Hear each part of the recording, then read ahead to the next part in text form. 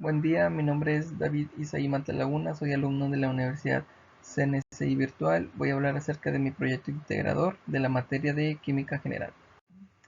¿Consideras que el carbono es alguno de los elementos más importantes con los que cuenta la tabla periódica?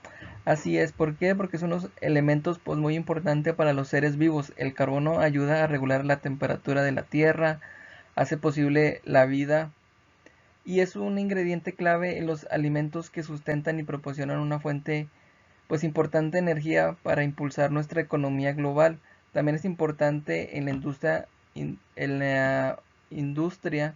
¿Por qué? Porque por sus características químicas son útiles para crear una gran variedad de compuestos industriales que son utilizados diariamente, como por ejemplo los medicamentos, los plásticos y los derivados del petróleo y el gas natural.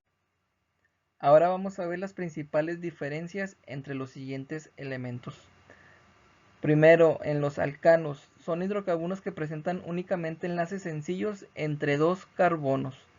Sí, también se les denomina parafinas. En los alquenos son hidrocarburos que presentan enlaces dobles entre un par de átomos de carbono.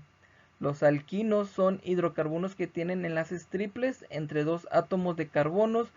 Por decir un ejemplo, es un compuesto químico que interviene en la soldadura.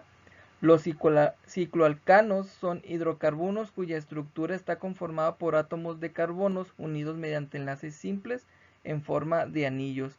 Algún ejemplo se utiliza en los aceites esenciales como son las esencias de limón, la menta o la naranja. Cicloalquenos son hidrocarburos formados por átomos de carbonos que se encuentran unidos por lo menos con un enlace doble, por ejemplo en la elaboración de ciertos productos farmacéuticos. ¿En dónde podemos encontrar ejemplos de la química orgánica? Por ejemplo, se encuentra en la fermentación y destilación del azúcar para conseguir alcoholes, en la síntesis de almidones, ese es un proceso que se da en la fotosíntesis de las plantas.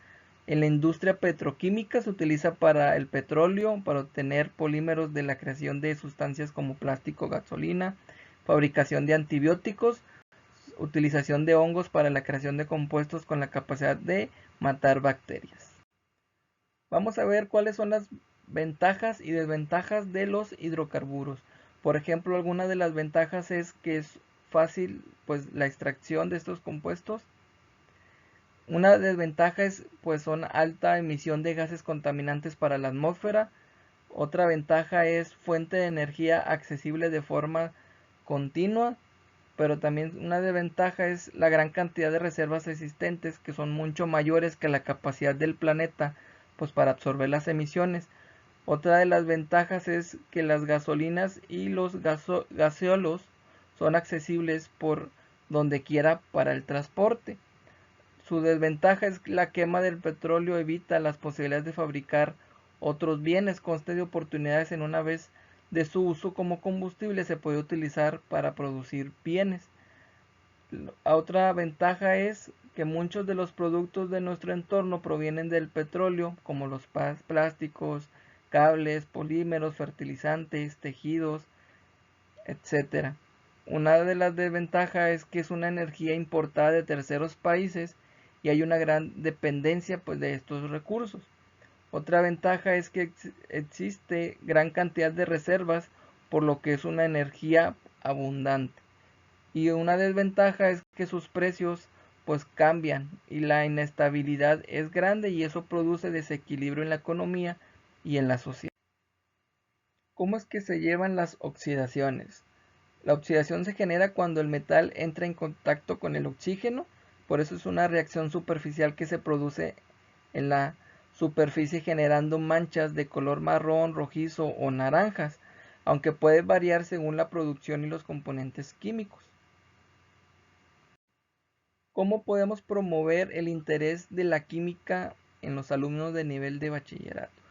Para poder promover esta materia a nivel bachiller, se necesita ser más didáctico, es decir, poder atraer la atención de los alumnos. ¿Cómo lo podemos hacer para despertar ese interés por la química? Se necesita llevarlo a la práctica con ejercicios en laboratorio donde ellos vean las mezclas, de las sustancias y sus reacciones, y crear un espacio donde puedan pues debatir sus experiencias y aprendizajes después de haber realizado esos ejercicios, donde los alumnos despierten la capacidad pues de razonar y crear sus propios argumentos para poder debatir las ideas pues para llegar a una conclusión de dichas actividades.